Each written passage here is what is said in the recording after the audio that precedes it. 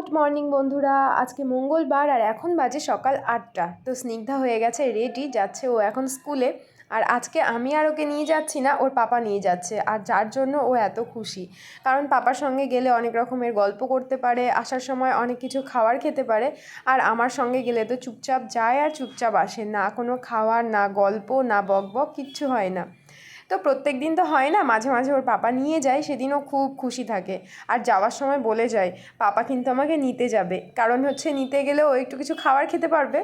তো আমি এদিকে চলে এসেছিলাম ছাদে, কারণ সকাল হতে কি না হতে এত পরিমাণে রোদ উঠে যায়, ফুলগুলো না আর ভালো থাকে না। আর তখন তুলতেও ইচ্ছে করে না, মনে হয় থাক, মানে ফুলগুলো অলরেডি অর্ধেকের মতো খারাপ হয়ে যায়। তো এসে আগে ফুলগুলো তুলে নিয়ে যাচ্ছি। আর সকাল সকাল ফুল তুলতে কিন্তু বেশ ভালোই লাগে। আর এই যে আমার ছাদ বাগান, ছোট্ট একটা বাগানই বলতে পারো, কারণ বর্ষাকালে না 2-4টে গাছ থাকলেই সেটা জঙ্গলে পরিণত হয়। আর বর্ষাকালে এই গাছের পাতাগুলো এত সুন্দর হয় আর চারিদিকে একদম সবুজে সবুজ হয়ে যায়। তো এই হচ্ছে আমার ছাদের ছোট্ট কয়েকটা গাছ। আর অনেক পরিশ্রম করে স্নিগ্ধার বাবা, অনেক পরিশ্রম করে এই গাছের পেছনে, সময় মতো পরিচর্যা করা, তারপরে গাছে জল দেওয়া, সার দেওয়া, মাটি চেঞ্জ করা, অনেক কিছু করে। যার জন্যই গাছগুলো এরকম। হয়তো অনেকে সামনে থেকে দেখে অনেক কিছু বলে যে বাবা এদের গাছগুলো কিভাবে এরকম হয়, কিন্তু এর পিছনে অনেক পরিশ্রম আছে। নাইট ডিউটি থাকে, সারাদিন এই গাছের পিছনে লেগে থাকে, তবে এই গাছগুলো কিন্তু এত ভালো হয়। আর আমার ভরসায় যদি থাকতো তাহলে এই গাছ আর গাছ থাকতো না, পুরো গাছ হলুদ হয়ে যেত। তো ঘরে চলে এসেছি, আর স্নিগ্ধাকেও রেখে চলে এসেছে ওর পাপা। আর এসেই 2 কাপ কফি করলাম, আর একটু মুড়ি মেখেছিল স্নিগ্ধার পাপা। তো এই এখন আমাদের খাওয়া দাওয়া হচ্ছে। আর আমরা যখন খাওয়া দাওয়া করি না, মানে একসঙ্গে ভিডিও দেওয়াই হয় না এখন আর। তো আজকে ভাবলাম যে ওকে বললাম যে আমি একটু ভিডিও করি, হ্যাঁ, কারণ তোমার সঙ্গে অনেক দিন হলো কোনো ভিডিও দেওয়া হয় না, যে তুমি বাড়িতে থাকো সেটাও মানে খুব একটা শেয়ার করা হয় না। তো এখানে কফি আর চা খাচ্ছিলাম, আর আমরা তারপরে বেরিয়ে গেছিলাম স্নিগ্ধাকে স্কুলে নিতে। এখন ওই 11:30টার মতো বাজে। আমি এসেছিলাম সোনার দোকানে, আমার একটু কাজ ছিল, প্লাস স্নিগ্ধার জন্য একটা কানের নেওয়ার ছিল। তো ছোট্ট একটা রিং নিয়েছি, বাড়িতেই নেওয়ার কথা ছিল, দাম দর করেও এসেছিলাম, কিন্তু আমাদের ওখানে হলমার্কের সোনাগুলো মানে খুব একটা পাওয়া যায় না, যে ছোট্ট দোকানগুলোর কথা বলছি, আর বড় দোকানে তো পাওয়া যায়।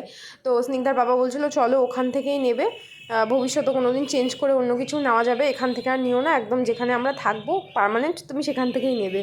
যার জন্য আমি আর ওখান থেকে নিইনি, এখানে এসে একটা কানের নিয়ে নিলাম। আর স্নিগ্ধার কিন্তু কান ফুটিয়েছি, তোমাদের বলতেই ভুলে গেছি, বাড়িতে গিয়ে ওর কানটা ফুটিয়ে এনেছিলাম। তো সেটা এখন কানের পরিয়ে দিলাম। আর এত শক্ত না স্নিগ্ধা, মানে এত স্ট্রং বাচ্চাটা আমার, আমি ভয়ে ভ্যাবাচাকা খেয়ে যাই, এত ভয় লাগে আমার যে কোনো বিষয়ে। যারা আমার ক্লোজ তারা জানে, একটু কোথাও ব্যথা হলে সেখানেই থেকে আমি হাজার রকমের ভয়ে অস্থির হয়ে যাই, কী হলো কী হলো। কিন্তু স্নিগ্ধা এত স্ট্রং, কানটা থেকে রক্ত বেরোচ্ছিলো, তবুও ওর কোনো কান্নাকাটি তো দূরের কথা, কিচ্ছু নেই। তো ওখান থেকে আসার পরে আমি তাড়াহুড়ো করে রান্না শুরু করে দিয়েছিলাম, 12টা 12:30 বেজে গেছিলো। একটু করলা ভাজলাম, আর সঙ্গে মাছের ঝোল করব। তো আজকে না একটুখানি পেঁয়াজ দিয়ে মাছের ঝোলটা করেছিলাম। ফ্রিজে ছিল মাছগুলো, আর ফ্রিজে রাখা মাছ একটু বেশি দিন হয়ে গেলে না খুব একটা ভালো লাগে না খেতে, যার জন্য কড়া করে মাছটাকে ভেজে একটু পেঁয়াজ দিয়ে মাছের ঝোলটা করেছিলাম, আদা জিরে বাটা দিয়ে যেভাবে করি। আর পেঁয়াজ দিয়ে যেদিন মাছের ঝোল করি আমি দ্বিতীয়বার আর খেতে পারি না, যার জন্য একবেলারই ঝোল করেছিলাম। স্কুল থেকে এসে আজকে ঘুমিয়ে গেছে, জানি না কেন, হোমওয়ার্ক করতে বসিয়েছিলাম। আর এই যে দেখো কানেরটা, এটা পরিয়েছি, মানে এটা আজকে কেনা হলো। আর আজকে আবার কান থেকে একটু রক্ত বেরিয়েছে, কানটা শুকিয়ে গেছিলো। ও কি করেছে, স্কুলে গিয়ে হয়তো কিছু করেছে, নিম যে কাঠগুলো হয়, কাঠ না ঠিক, নিমের যে ডালগুলো হয় সেগুলো লাগানো ছিল, তো কানটা হয়তো খুঁচিয়েছে, কান থেকে রক্ত বেরিয়ে গেছে। তো এখন ঠিক হয়ে যাবে, সোনাটা যেহেতু পরিয়ে দিয়েছি। স্নিগ্ধাকে আমি গান দিয়ে কান ফুটিয়ে দিয়েছিলাম, মানে ওষুধের দোকানে যে গানগুলো থাকে সেখান থেকেই কিন্তু ফুটিয়েছিলাম, বাড়িতে গিয়ে ফুটিয়েছি, মানে সেই সুই সুতো দিয়ে না। তারপরে সন্ধ্যাবেলা স্নিগ্ধার বাবা ডিউটিতে বেরিয়ে গেল, আর স্নিগ্ধা পড়তে বসেছে। আমি না অনেকক্ষণ ধরে যোগা করলাম, তো ভেবেছিলাম তোমাদের সঙ্গে শেয়ার করব, তারপরে স্পিডে যখন দিচ্ছি এত খারাপ লাগছে দেখতে, মানে হাস্যকর লাগছে, যার জন্য আমি আর শেয়ার করলাম না, অন্য কখনো করব। আর এদিকে স্নিগ্ধারও পড়া হয়ে গেছে, তারপরে সন্ধে দেবো। আমার না সন্ধে দিতে এত লেট হয়ে যায়, প্রত্যেক দিন 7টার পরে সন্ধে দিই, কারণ ম্যাম না গেলে তো সন্ধে দেওয়া যায় না। আর তারপরে কারেন্ট চলে গেছিলো, মানে এই সন্ধে দিয়ে আমি একটু বাইরে গেছিলাম, মানে শিল্পার ঘরে গেছিলাম, এসে দেখছি ওই যে তখন থেকে কারেন্ট নেই, রাত্রি 11টায় কারেন্ট এসছে, তারপরে আর কি ভিডিও করব। ওই একটা মোমবাতি নিয়ে এঘর ওই ঘর করছিলাম, তো আর কোনো ভিডিওই করিনি।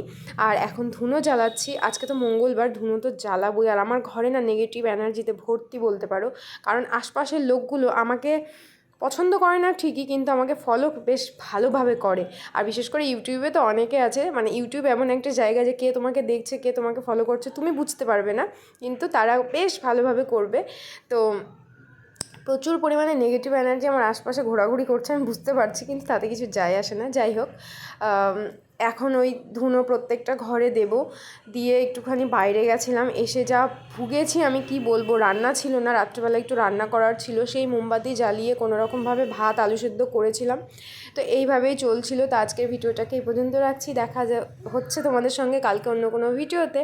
আর আজকের ভিডিওটা যদি ভালো লাগে অবশ্যই লাইক করে দিও, কমেন্ট করে জানিও ভিডিওগুলো কেমন লাগছে। দেখা হচ্ছে তোমাদের সঙ্গে কালকে।